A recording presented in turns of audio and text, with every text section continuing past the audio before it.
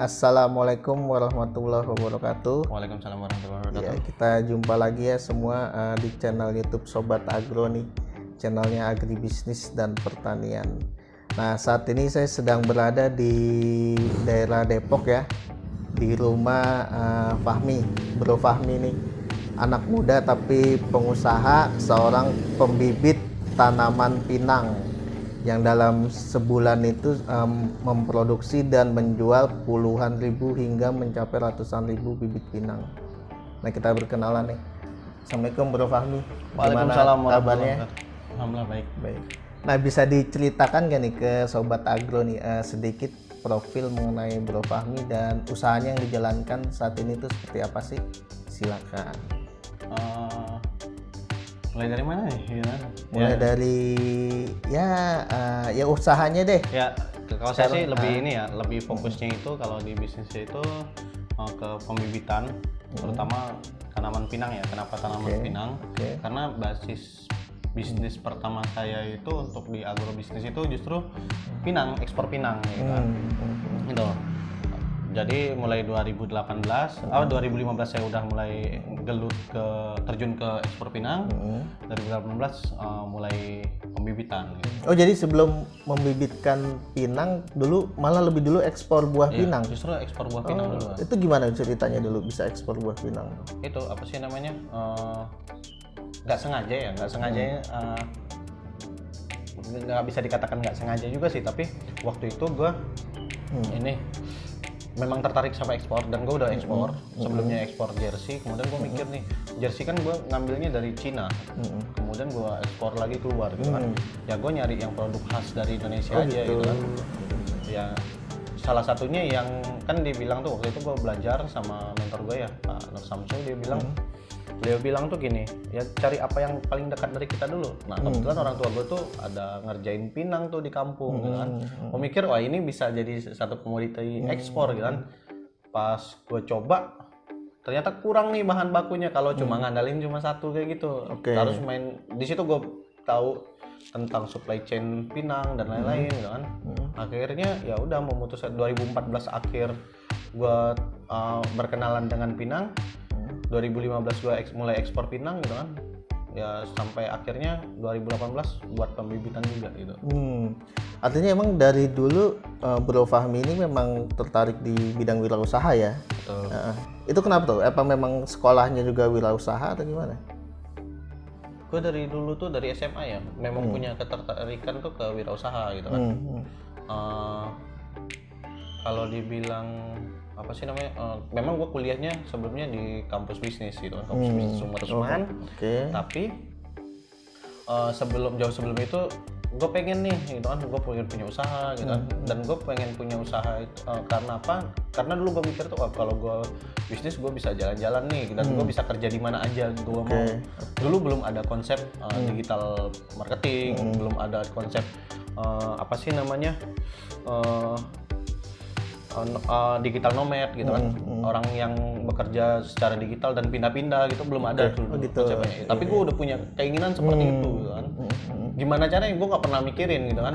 Pokoknya gue punya goals itu sampai waktu pas kuliah SMA itu, ketika ditanya teman-teman pada memposisikan dirinya 10 tahun yang akan datang, itu gue milih jadi pengusaha gitu kan, gue jadi pebisnis gitu. Jadi dari dulu gue punya ada minat gitu kan, kayak gitu sih. Sampai akhirnya sekarang fokus di bisnis pembibitan pinang ya. Nah, itu kalau boleh tahu tuh sekarang sebulan produksi dan bisa ngejual berapa banyak sih? Sebulan kita rentangnya 50.000 sampai hampir 100.000-an ada. 50.000 sampai hampir 100.000 ribuan bibit. 100.000 bibit yang kita kirim. Itu dimulai sejak tahun 2018. 2018. Dulu pertama kali gua ngirim itu 7.000 kalau nggak salah. 7.000 bibit pertama kali, satu bulan pertama. Oh gitu, di bulan pertama langsung? Iya, jadi gua tuh mulai 2018 tuh Januari awal. Kemudian gue dapat closing order pertama tuh 14 apa 15 Januari. Nah, dari 15 Januari sampai ke akhir bulan tuh itu ada sekitar 7.000 bibit yang gue kirim. Oke. Itu gue masih inget kalau nggak salah 14 jutaan ininya. Apa sih namanya? Nilai Gue dapat nominalnya. nilai nominal omsetnya ya. Omsetnya. Oke. Bulan pertama ya. Dan kemudian tadi kenapa memilih bibit pinang itu karena memang orang tua sudah berkebun pinang sebelumnya. Kalau itu lebih ke cenderungnya gini ya, bukan kalau itu untuk yang ekspor. Tapi kalau misalnya untuk ke pembibitan itu karena gini, kendalanya itu ketika kita ekspor pinang ini bahan bakunya kadang tuh nggak sesuai ekspektasi kita gitu kan. Ya kan untuk yang diekspor buah pinangnya, biji pinangnya ya. Iya, untuk bahan bakunya itu kadang kita susah kontrol untuk dapat yang kualitas bagus dan lain-lain gitu kan. Pertama, kedua, ini yang paling mendasar. Gue dulu ekspor itu tuh mainnya tembakannya gede gitu kan. Tapi ya hitungannya nggak bisa hitungan bulanan gitu kan. Jadi gue butuh nih uang putaran bulanan gitu. Jadi sebenarnya tuh simpel aja, gue mulainya itu ya gue butuh duit gitu kan. Gue butuh duit, mana nih yang bisa gue kerjakan duluan? Ya udah bibit itu. Kebetulan gue punya kenalan, ada supplier bibit, tetangga di kantor gue tuh. Gue kerja sama dia aja dulu. Awalnya maklun sama dia. Memasarkan bibit pinang. Kayak gitu. Itu pun gue kondisinya ya dulu gue nggak kepikiran ini untuk bahan baku untuk ekspornya kita. Kemudian gue nggak kepikiran yang lain. Awalnya gue mikir tuh ya gue butuh duit, kemudian butuh putaran tiap bulan gitu kan. Beda kalau kita ekspor. Kalau ekspor itu tuh kita ngitungnya jangka panjang, per 6 bulan atau minimal 1 tahun. Dividen perusahaan kan jatuhnya kan kayak gitu kan. Laba perusahaan hitungnya. Karena lu saat ekspor tuh masih bagian dari sebuah perusahaan ekspor. Iya. Dan gue nggak hitungan gaji waktu itu. Berapa keuntungan perusahaan itu dibagi gitu kan. Tapi kan tidak per bulan ya. Nggak per bulan gitu kan. Karena kontrak hari ini bisa untuk berapa misalnya 2 bulan apa 3 bulan gitu kan. Jadi kita kan nggak bisa hitung langsung seluruhnya itu. Kadang pas pengiriman bulan ini untung, kadang bulan depan bisa rugi gitu kan. Kayak gitu. Jadi gue mikir gue perlu putaran cepet gitu kan. Itu juga gue modal pertama itu 100.000. Modal ngerjain bibit tuh 100.000. Gue bawa di 100.000, gue datengin teman gue yang supplier bibit gitu kan. Penyedianya gue bilang ini berapa harganya, 800 perak. Gue minta udah di packing ya. Kecambah, udah gue beli. Artinya udah punya pembeli bibit ya waktu sebelum itu? Waktu itu gue 2016 tuh 2016 akhir 2017 tuh ada teman gue. Dia apa sih namanya nginfoin nih mas, potensi nih buat apa namanya jualan bibit pinang gitu. Jadi gue ngoptimasi dulu. Tapi selama 1 tahun tuh selama 2017 tuh nggak pernah ada orang ngontek gue ada gitu kan. Tapi nggak pernah gue seriusin gitu kan. Kata gue barangnya masih nantilah. Tapi pas gue mikir gue butuh putaran cepet gitu kan. Ini peluang gitu. Itu yang gue kerjain. Nah, memang sampai sekarang budidaya pinang memang masih sangat potensial ya bro. Potensial.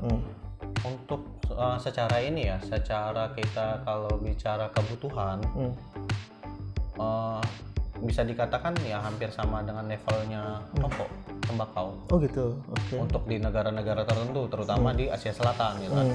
Karena mereka tuh sebagian besar tuh cenderung mereka konsumsi pinang untuk ngirih. Kayak gitu. Dan itu dari anak yang baru belajar makan sampai orang tua yang udah nggak mau makan gitu. Di negara mana aja tuh? Itu India, Pakistan, Bangladesh, IPB itu kan. IPB. Iya. Oke. Kemudian sorry ya. Alumni IPB. Siap. Jadi Myanmar, sebagian Asia Selatan, kemudian hampir seluruh dunia. Jadi gini, kita jual ke orang India tuh ada di mana aja sekarang. Lu kalau main ke Kelapa Gading, di situ ada satu Kelapa Gading atau Kemayoran. Di Kemayoran itu ada satu kayak minimarket India. Di situ dia udah jual paket-paket seukuran ini Indomie itu. pinang Oh. yang udah dicacah, tinggal siap konsumsi aja. Konsumsinya aja sebenarnya cuma dikunyah aja, diludahin udah gitu. Gitu. Kayak rokok kan dihisap dikeluarin lagi gitu kan, nggak disimpen gitu kan. Artinya budaya nyirih itu atau Minang itu Nginang, ya, Nginang ya, Iya, Nginang itu di beberapa negara terus masih ada masih sangat ini ya. mengakar gitu kan. Mengakar ya. Oke. Betul. Artinya memang komoditas pinang ini pangsa pasarnya memang luar semua ya, Bro. Dalam negeri. Betul. Ada di Papua sebagian ada. Oh, Papua sebagian. Iya. Cuma mayoritas untuk Mayoritas keluar. tuh keluar. Oke. Hampir bisa dikatakan 90 sampai 95% keluar. Artinya peluangnya sangat besar ya. Sangat besar. Oke. Kemudian kalau dari jenis pinang ini beda-beda nggak sih kalau orang mau tanam, Bro? Banyak jenisnya. Untuk di Jambi aja sebenarnya ada kalau gua baca ya, ini gua berdasarkan penelitian dari Dinas Perkebunan juga gitu kan. Jadi gue baca tuh ada nih dari Balik Palma, dari Balik Palma tuh dia ada kayak varietas Muara Sabah, ya, ada varietas Betara, ada varietas Mongkonai gitu kan. Nama varietasnya diambil dari daerah dia ditanam gitu kan. Kayak gitu. Ada banyak. Tapi yang udah dinyatakan sebagai varietas unggul itu Pinang Betara gitu kan. Kenapa? Karena pertama kadar taninnya tinggi, dia sampai 9%-an Kadar tanin. taninnya. Kedua, dia ini satu tandan tuh bisa berisi 130 buah per tandan. Oke. Dengan masa panen 15 hari sampai 20 hari lah per bulan. Oke. Per sekali panen ya. Berarti kan sebulan bisa 2 kali panen kayak gitu. Kayak gitu. Produktivitasnya tinggi dia. Artinya ketika ada orang yang cari bibit dan yang lu produksi memang Pinang Betara itu. Iya, kita fokusnya ke Pinang Betara. Pertama itu udah varietas unggul nasional gitu kan. Ada sertifikasinya juga Oh, gitu ada kan. sertifikasinya. Betul. Ada sertifikasinya gitu. Lebih jelas lah gitu kan. Kemudian Kualitasnya lebih jelas ya. Betul. Oke. Oh, jadi itu kalau ada orang mau budidaya pinang, ada baiknya memilih jenis Pinang Betara karena iya. memang varietas unggul nasional Udah dan sudah unggul ada nasional. sertifikasi. Unggul lokal ada kayak Mongkonai gitu kan. Kemudian kalau di Sumatera Barat dibilang Pinang Pandan Wangi. Karena aromanya kayak aroma pandan wangi gitu tuh. Oke. Kayak beras gitu kan. Jadi kalau dia Pinang Wangi biasa dibilang. Ada Pinang Seluang juga gitu kan. Tapi dia masih tarafnya lokal gitu kan. Ini Tapi artinya nanti ketika sudah panen, apakah semua jenis buah pinang itu sebenarnya sama aja bisa dipasarkan di berbagai negara? di berbagai negara bisa dipasarkan, tapi cenderungnya gini. Kalau Pinang Wangi ini cenderung tuh dia lebih warna merah. Kalau pinang keringnya, kalau Pinang Betara ini serat putih taninnya tuh lebih kelihatan ketika kering. Pasar lebih terutama orang IPB tadi ini sebagai pasar terbesarnya itu lebih suka yang dia ini ada serat putihnya lebih banyak dominan. Oke. Mungkin secara turun-temurun sejak puluhan tahun lalu sudah seperti itu mungkin ya yang dicari ya. Jadi sampai sekarang seperti itu. Katanya rasanya beda. Jadi rasanya beda, mereka ini ya. Padahal kalau Mongkona itu ketaninnya lumayan tinggi, tapi dia cenderungnya warna merah. Gitu. Oh, nah, jadi serat-serat itunya warna merah yang di bijinya. Serat yang dalam bijinya. Siap. Apa sih namanya yang hal yang seperti itu tuh? Jadi kalau di komoditas biji pinang itu yang dicari memang kadar tanin yang tinggi itu ya. Tanin, kemudian tuh nanti kualitas. Jadi kalau bicara kualitas nanti dia tuh ada turunan tuh. Ada yang grade-nya, grade super, 90 95 tuh super tuh kalau di Indonesia. Bersih banget. 95 up tuh itu paling susah tuh dan harganya paling tinggi. Mungkin sekarang dari tingkat pengepul biasa aja udah yang ke 21-an itu yang super tuh. Dan prosesnya lebih lama dia. Beda sama kalau misalnya kalau yang mau proses yang asal-asalan tuh ya harga sih murah gitu kan. Nah, sekarang Bro Fahmi, kalau ada orang pengen berkebun pinang nih, tertarik berkebun pinang itu, kalau dari jenis pinangnya tadi kan udah disarankan Batara ya. Betara, pinang Betara. Kalau dari luasan lahan kemudian kondisi tanah yang sesuai itu seperti apa sih? Jadi gini, Betara tuh sebenarnya diambil dari nama kecamatan di Jambi, di daerah Tanjung Jabung Barat. Nama satu kecamatan namanya Betara, dan di situ tuh pertama diadakan penelitian juga, diambil salah satu samplingnya dibawa ke Manado, di Balik Palma yang ada di sana gitu kan. Jadi Pinang Betara ini tumbuh tuh kan awalnya di sekitaran Betara itu yang cocok dia itu bukan, nah pinang tuh gini, bukan tanaman yang untuk di dataran tinggi. Oke. Kayak gitu, itu yang mesti dipahamin dulu gitu kan. Banyak tuh yang permintaan ke saya juga, Pak kalau ini ditanam di dataran tinggi, tingginya berapa Pak? 1000 mdpl ke atas itu nggak bisa. Pinang tuh tumbuh bisa dari 1 sampai 1000, tapi dia optimalnya sampai 600. Siap. Alangkah lebih baiknya di bawah itu lagi gitu kan. Jadi kalau terlalu tinggi juga kurang bagus gitu kan.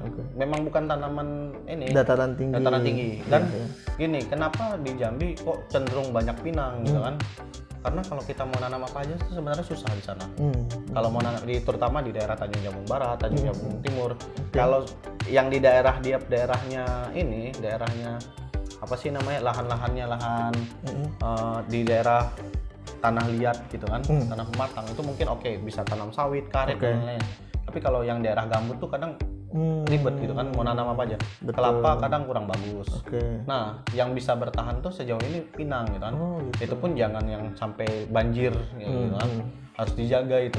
Artinya komoditas pinang ini bisa untuk memanfaatkan lahan gambut yang gambut, sulit ditanami jenis tanaman lain. Sawit tuh 15 tahun kalau nggak salah. Temen saya bilang tuh 15 tahun ya. Ini kalau misalnya ada referensi lain silahkan gitu kan. Tapi kalau teman saya bilang tuh sawit bertahan tuh 15 tahun kalau di gambut tuh. Oh gitu. Kelapa tuh kalau di gambut yang basah ya. Pinang juga sebenarnya gambut basah kurang bagus gitu. Gambut kering juga dia kurang terlalu ini. Tapi pinang tuh justru cenderung cocok gitu kan. Bandel tanamannya bandel. Lebih bandel ya. Iya. Berarti itu tadi ketinggian ideal sampai dengan 600 ya 600, maksimal untuk idealnya. Kemudian jenis lahan di lahan gambut pun bisa. Yang kering itu bisa. Sebaiknya lahan gambut kering gitu kan. Kemudian dibuatkan paret gitu kan. Kalau misal gambut basah gimana Pak? Banjir nggak gitu kan? Sampai banjir nggak? Kalau nggak banjir nggak masalah gitu kan. Artinya nggak tergenang? Ya nggak tergenang. Betul. Kalau tergenangnya sampai kan sebagian wilayah tuh di Sumatera tuh dia tergenang sampai 2 bulan Pak. Lu tanam apa aja Pak? Mati Pak gitu kan. Asam kan ya kan tanahnya kan cenderung. Siapa? Dia itu. Terus kalau di tanah liat justru lebih bagus. Iya. Nah itu kan di Sumatera atau Kalimantan. Di Pulau Jawa optimal nggak sih tanam pinang tuh? Nah, pinang Betara tuh asal usulnya tuh dari Jawa sebenarnya. Oh malah dari Jawa. Tapi dikembangkan banyaknya di Betaranya. Kayak gitu. Bibit awalnya itu kalau dari sejarahnya ya, dari Jawa, Purworejo atau mana? Oh gitu. Pokoknya Jawa Tengah lah, gue lupa itu kan detailnya gitu kan. Itu dibawa ke ini sama orang Teran atau sama orang-orang Jawa yang ke inilah transmigrasi gitu bawa ke sana. Artinya saat ini banyak juga yang budidaya pinang di Pulau Jawa.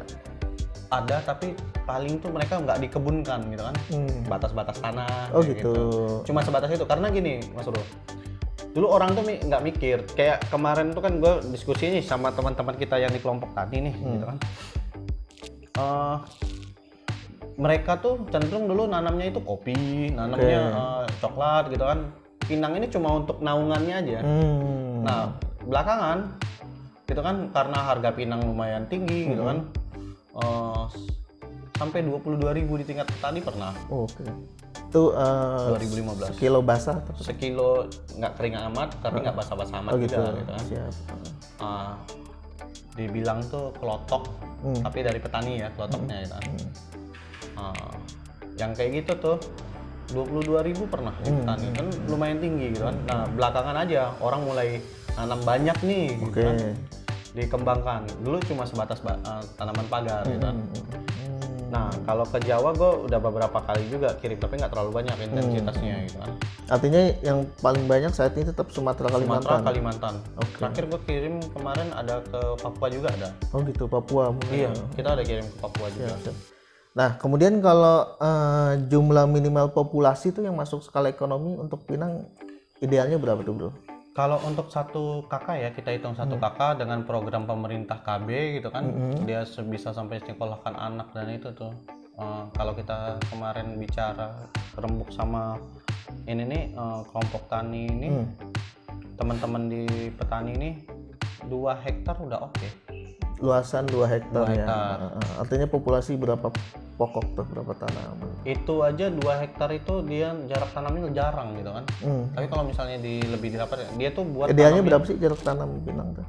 kalau secara ini ya, kalau dari dinas gitu kan, ada kayak semacam apa namanya, tulisan SNI lah, panduan. SNI ya, standar nasional. Iya. Itu 2,7 kali 2,75 kali 2,75. Oke. Tapi gampangnya 3 kali 3 lah gitu kan. Nah, ini kalau di teman-teman itu kadang tuh ada yang dibuatnya buat rapat 2,5, ada yang dibuatnya lebih jarang lagi 4 gitu. kali 3,3 gitu kan. Mungkin lahannya luas kali dia punya. Betul. Oh gitu. Apa sih namanya?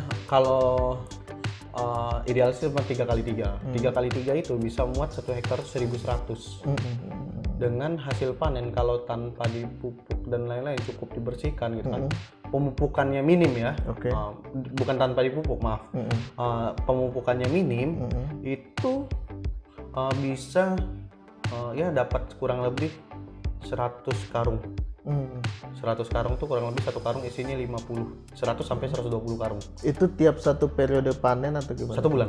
Oh, selama 1 2 bulan. kali panen. Oke, 1 bulan 2 kali panen. Itu 1 karung tuh isi 50 kilo kali 100. Itu kurang lebih 5 ton. Oke. Kalau 120 berarti kurang lebih 6 ton gitu kan. Itu pinang basahnya, pinang segarnya gitu kan. Kayak gitu. Oke. Nah, kemudian itu ya gambaran skala ekonomi dan hasil panennya. Kemudian ribet nggak sih, susah nggak sih budidaya pinang nih, bro? Kalau nggak juga sih. Nggak Kayak juga. gitu. Kayak tadi tuh, gue bilang kenapa sih angkanya 2 hektar tuh sebenarnya ini. Oke. Kalaupun harganya jatuh, masih kesimpan. Tapi 1 hektar tuh sebenarnya kalau dihitung-hitung masih ekonomis gitu kan. Tapi cukup. Cukup gitu kan. Kalau 2 hektar ini dia bisa nabung. Oh gitu. Nabung, kemudian anaknya bisa sekolah, bisa kuliah malah gitu. Iya. Jadi 2 hektar lah ya. 2 hektar ya. Istri satu ya, istri satu. Istri 1. Kalau istri 2 berarti 4 hektar. 4 hektar. Siap. Nah, kalau dari sisi perawatan Kalau ya, atau perawatan pemeliharaan, tuh- dibanding komoditas lain lebih. Jauh lebih ini. Nah, keunggulan pinang bukan harganya tinggi, Pak. Jadi yang harus dipahamin tuh unggulnya pinang tuh bukan harganya saat ini 30 berapa maaf, kalau pinang irisnya bisa 30.000. Oke. Tapi kalau pinang belahnya sekarang ya katakanlah 14.000 sampai 21 gitu kan, tergantung tingkat kekeringan dan ininya. Oke. Tapi kalau misalnya kalau kita bicara unggulnya pinang di mana sih? Operasionalnya murah sekali. Gitu. Jadi pinang ini tanaman yang kalau dikatakan tuh kalau kita malas Tanam ya pinang. tanam pinang gitu kan. Oh, kalau suka rebahan tanam pinang. Tanam pinang gitu kan. Jadi datang ke kebun rebahan aja gitu. Oh iya. Kenapa tuh? Artinya memang minim pemeliharaan pinang tuh. Iya, paling repotnya itu waktu pas di awal masih kecil-kecil aja gitu kan. Bibit Masih ya. dilebat, iya masih ditebas. Kalau disemprot kan takut kena ke yang tanamannya masih Iya, kecil tuh. Tapi kalau udah besar gitu kan ya semprot aja. Oh, tebas tuh rumput liar. Rumput liar yang sekitaran situ. Tapi kalau udah besar kan dia nggak perlu rumput liar aja karena mati gitu kan, Iya, karena ada naungan matahari Nggak kan. kena matahari ya rumputnya. Betul. Oh gitu. Itu dia tuh ini ya nggak ada. Nah kalau kita misalnya ini maaf ya untuk teman-teman yang ini juga petani sawit. Nah jadi gini, pinang itu tuh nggak ada opah dodos. Jadi buahnya nggak perlu didodos. Kalau mau didodos, mau dikait gitu kan, kalau di Jambi kalau di ini masa disabit gitu kan. Oke. Kalau disabit bisa. Kalau disabit ini pinang mau disabit boleh gitu kan, nggak disabit juga nggak apa-apa. Buahnya jatuh. Oke. Oh, Misalnya- jadi panen buah jatuh pinang tuh nggak apa-apa? Nggak apa-apa, Udah jadi. nggak apa-apa. Beda kalau sawit, kita harus dodos. Kemudian kalau udah didodos nih, harga hari itu ya harga hari itu kita jual gitu kan. Oke, Harga misalnya dari PKS berapa harga, ya itu yang kita jual gitu kan. Kalau pinang nggak cocok harga, simpan dulu. Oh gitu. Dikeringkan, kondisi masih ada dengan kulit, disimpan gitu kan. Itu lebih ini. Tunggu harga baik naik. Bisa ya, Oke. harga oke bisa dijual gitu kan. Kalau misalnya mau putaran cepat juga nggak masalah gitu. Itu pilihan gitu kan. Oke. Nggak ada dodos, kemudian nggak ada dipangkas. Kalau sawit itu tuh kalau apa sih, ini dari teman-teman yang sawit ya, saya bicaranya kata teman-teman dari sawit tuh dia satu batang tuh disisakan 24-25 pelepah Oke. supaya dia nggak rebah gitu kan. Oke. Bukan kita yang rebahan, pohonnya yang rebah gitu kan, yang rebahan. Siap. Jadi supaya tetap dia ini oke gitu kan. Jadi harus dipangkas nih Dipangkas. gitu kan. Dipangkas. Pinang nggak perlu. Nggak dipangkas, pangkas sendiri dia, turun sendiri dia, jatuh. Jatuh sendiri otomatis. Upihnya aja Oke. punya nilai ekonomis. Memang Apanya? ada nih upih pelepahnya itu. Oke. Itu saat ini macam-macam, ada yang dibuat untuk piring sekali pakai. Apa ya? Disposable. Iya. Disposable plate itu tuh. Oke. Nah, ramah lingkungan, go green tuh produknya gitu kan. Nah, ya kalau bicara sawit sih pelepahnya lidinya bisa dipakai juga sekarang. Betul. Untuk pakan ternak juga kan bisa tuh gitu kan, macam-macam ya. Cuma Kalau tadi bicara efisien di tapi lebih pemeliharaannya. pemeliharaannya gitu kan. Kalau pemupukan gimana tuh dari kecil, Bro? Kalau mau dipupuk, Kalau mau dipupuk artinya nggak dipupuk bisa juga gitu. Bapak kalau misalnya kita main-main ke petani, Nggak kalau ada. bilang, ya diketawain Pak. Gitu. Saya pernah dulu Oh tuh gitu, siap. ngobrol sama petani, Pak ini dipupuk nggak? Apa Mas? Ya, apa kok nih gitu kan? Apa kok nih?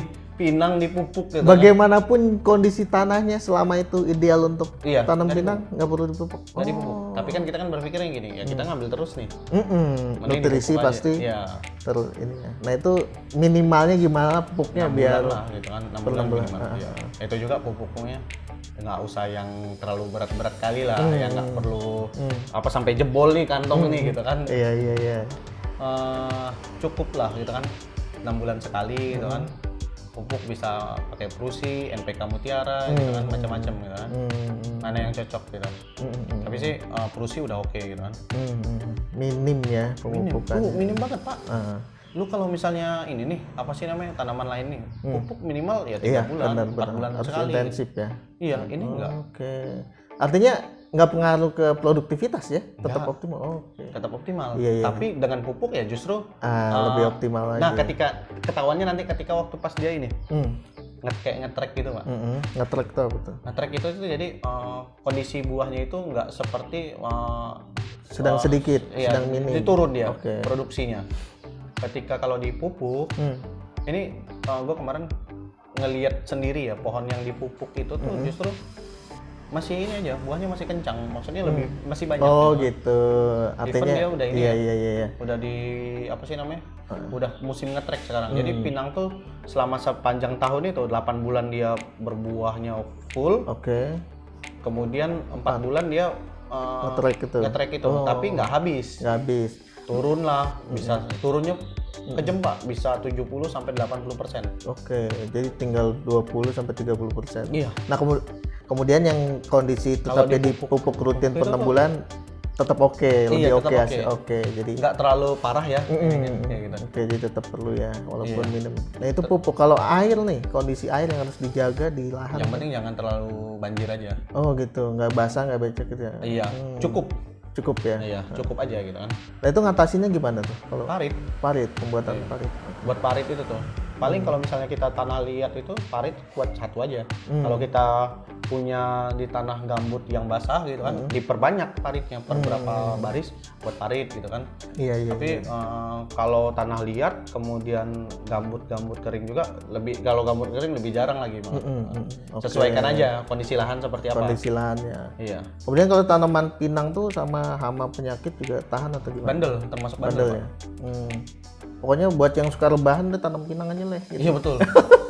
Jadi gue sering tuh ya dapat klien itu bayar untuk bibit kita ini, mereka yang bukan basicnya pertanian, bukan orang kebun, dia punya tanah, kemudian betul, ada modal, ada modal nggak ada waktu gitu kan.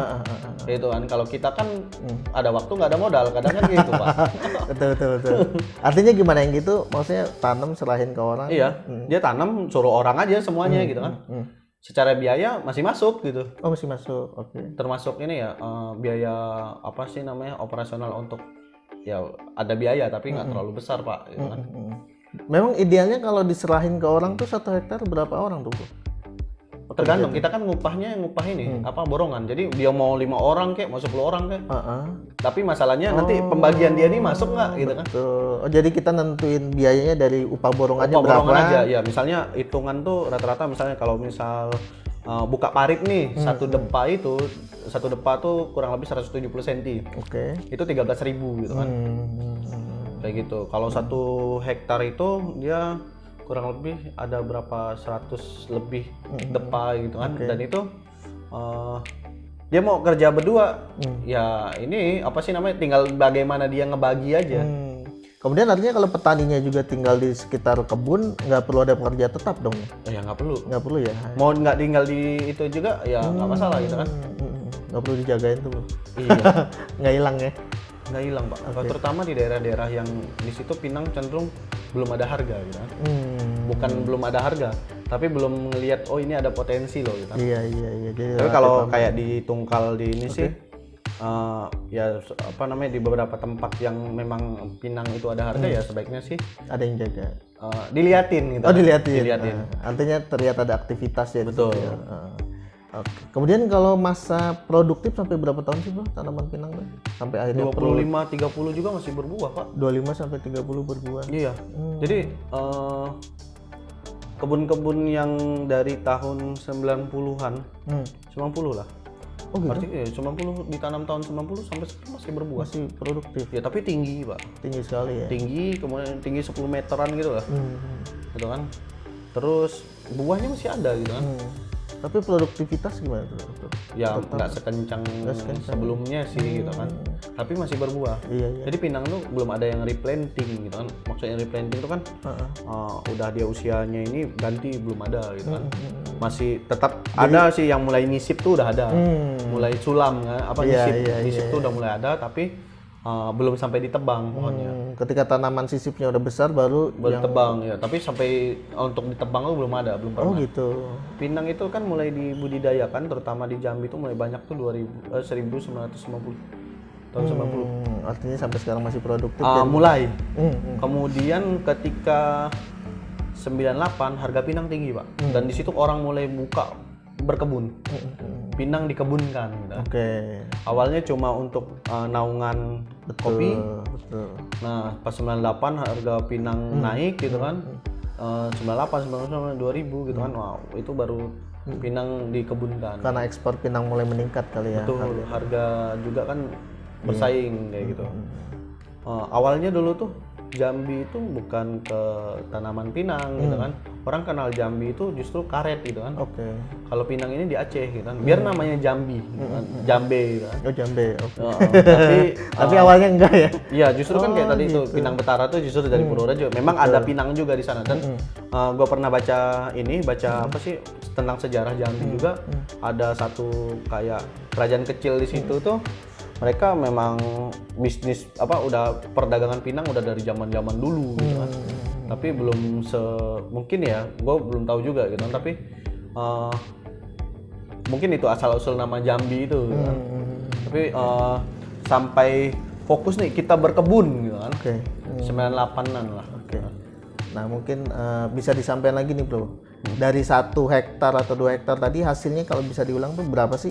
Biar orang inget lagi nih dari tonasenya, kemudian harga jualnya gitu. Kita bicara ini ya, dia itu kan 1 hektar itu dari 1100 batang itu bisa katakan dia kurang lebih 100 sak. Itu yang tanpa dipupuk, tanpa diapain. Siap. Gitu kan. Kali 50 kilo ya Bro. Kali 50 sak itu ya. Oke. Iya. Itu ya dapat 5 ton. Kalau saat ini harga pinang 2.500 kalau nggak salah tuh gelondong per kilo. Siap.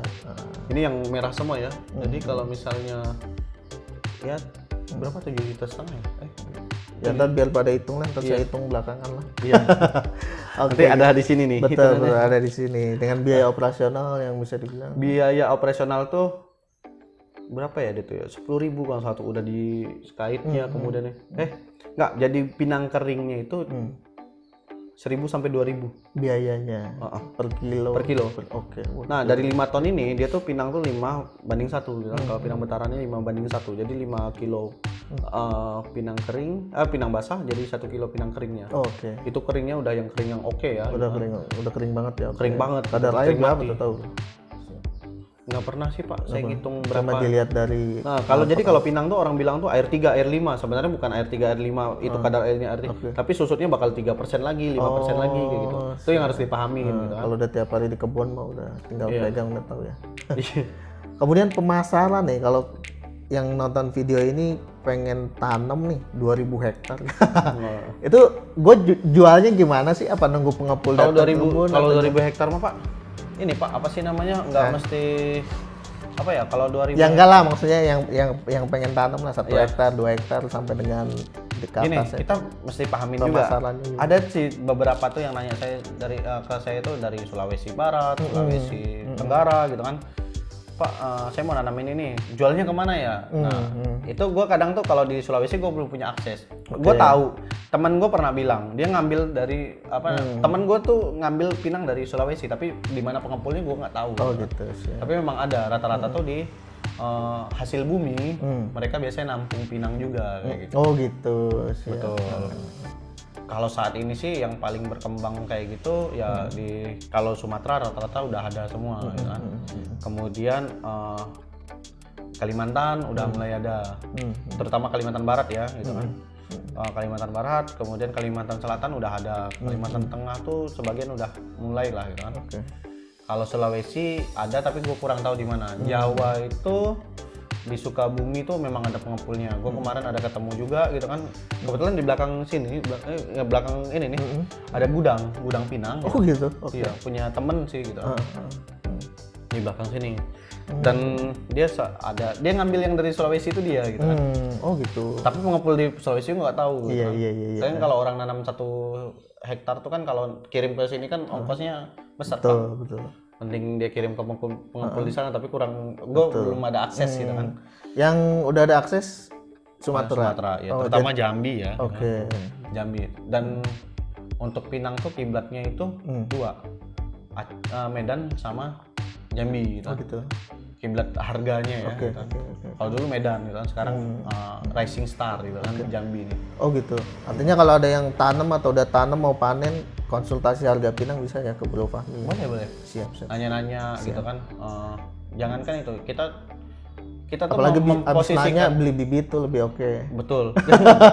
Kita bukan hanya itu Pak. Jadi kita tuh memposisikan yang mitra kita ini bukan sebagai pembeli, tapi mitra gitu kan. Mitra petani kita. Kenapa? Ya kan tadi sebelumnya saya bilang, basis saya itu ekspor. Oke. Kita tuh punya harapan ke depannya itu kita ini juga apa sih namanya? Bahan bakunya ya disuplai dari teman-teman yang kita jual bibit ini gitu kan. Oke. Karena kita udah tahu nih kualitasnya seperti apa. Kemudian gini, bedanya petani yang dia nanam pinang saat ini sama petani yang nanam pinang tahun 90-an itu tuh, kalau petani yang tahun 90-an nanam tuh kalau kita tanya tentang pemupukan ya tadi kayak tadi tuh dibilang nggak ada perlu pakai pupuk, diketawain. Kalau sekarang tuh mereka udah belajar untuk intensif bagaimana, kemudian rata-rata itu yang petani yang beralih dari misalnya sawit ke sawit itu kan ini ya intensif banget ya. Betul. Yang seperti itu. Oke. Nah itu. Kemudian paling penting nih Bro, kalau orang mau mulai budidaya pinang, beli bibitnya itu bisa kontak kemana tuh? Ya, bisa kontak ke saya. Ini terlalu apa namanya? Terlalu hard selling. Tapi memang ini kita menyediakan bibit gitu kan. Betara itu tadi aku. Pinang betara gitu kan. Mau yang bersertifikat kita ada juga. Yang apa? Oh, saya nggak perlu nih Pak sertifikasi gitu kan ya, bisa juga. Tapi alangkah lebih baiknya gitu kan. Yang bersertifikasi gitu kan, karena jadi ada 2 jenis yang jual, betara sertifikat dan tanpa sertifikat yang sebenarnya itu ya ada gitu kan. Tapi kalau yang gue nggak berani juga sih sebenarnya mengatakan seperti itu, karena nanti sama Dispun disentil ini gitu kan. Karena yang disarankan yang sertifikat ya. Iya. Perlu dipotong kan tadi? Kalau yang bersertifikat kita ada gitu. Oke. Jadi sumbernya jelas, kemudian sumber indukannya jelas, kemudian semuanya udah oke lah gitu. Lebih nyaman lah ya Lebih ketika nyaman. budidaya. Iya. Nah itu bentuknya apa aja itu bibit yang dijual tuh? Nah Ada kalau berapa kita macam? bicara bibit ya, yang kita tuh ada yang masih biji bulat tuh. Bener-bener biji bulat masih? Iya. Oke. Bulat gelondong itu tuh. Kemudian ada yang dikecambahkan. Oke. Ada yang siap tanam gitu. Dan harganya ada variasi. Masing-masing ya mulai harga dari kita inilah ya 1.500 sampai 6.500 gitu. 1.500 sampai 6.500. Iya. Mungkin itu yang siap tanam ya 6.500. Betul. Kemudian kalau mau lihat nih profil usaha pembibitannya bisa lihat di mana? Kalau profil untuk Ada website atau blog? kita punya website, tapi lebih ke edukasi untuk ini ya. edukasi ke apa sih namanya tentang budidaya pinang ya. Dibuka aja di bibitpinangunggul.com. bibitpinangunggul.com. Ya, itu dari kita sih berusaha sampai saat ini melengkapi. Gue pengennya tuh website itu tuh bukan sekedar menjual, tapi mengedukasi lebih tepatnya. Tentang Pinang dari A sampai Z, jadi kayak ensiklopedianya Pinang. Siap. Artinya ketika orang yang mau budidaya tuh nggak nol ya, Iya, dari situ bisa dapat informasi lengkap tentang budidaya Pinang gitu kan, mulai dari dia tuh indukannya kayak gimana sih yang oke gitu kan. Oh, saya di tempat saya ada pinang juga nih, cocok nggak untuk jadi indukan gitu kan. Kemudian apa namanya, kan kalau saya misalnya kalau saya beli mungkin biaya harganya terlalu tinggi gitu kan. Saya mau bibitkan sendiri, kebetulan di belakang rumah ada pohon pinang. Bagaimana sih yang sesuai ini misalnya gitu. Dari sekian ada misalnya ada 100 batang nih. Mana yang oke gitu kan, kita ada gitu kan. Kemudian kalau saya apa namanya penyemaian yang baik itu seperti apa. Sampai proses pasca panennya. Kayak gitu. Kita ada di situ semua. Oh gitu, lengkap ya. Lengkap, alhamdulillah. Kalau mau Dan menghubungi berusaha akan dilengkapi terus gitu terus kan. update, Betul. siap. Kalau mau menghubungi Bro Fahmi ada nomor kontaknya di blog. Ada. Oke, siap. Iya. Oke. Bisa dihubungin aja di bawah. Di bawah ini nanti. Iya. Oke, itu dia Sobat Agro, seru banget ya obrolan sama Bro Fahmi nih, ngebahas tentang peluang budidaya pinang sampai dengan teknis budidayanya yang tepat tuh seperti apa, mulai dari pemilihan bibit, pemeliharaan sampai dengan penjualan dan harganya seperti apa. Mudah-mudahan bisa jadi inspirasi yang lengkap ya buat teman-teman Sobat Agro semua di seluruh Indonesia, terutama mungkin Sumatera, Kalimantan maupun Jawa yang ingin membudidayakan pinang. Nah, demikian vlog kali ini, semoga bermanfaat. Jangan lupa di like, komen, dan subscribe. Assalamualaikum warahmatullahi wabarakatuh. Thank you Bro Fahmi. Mantap.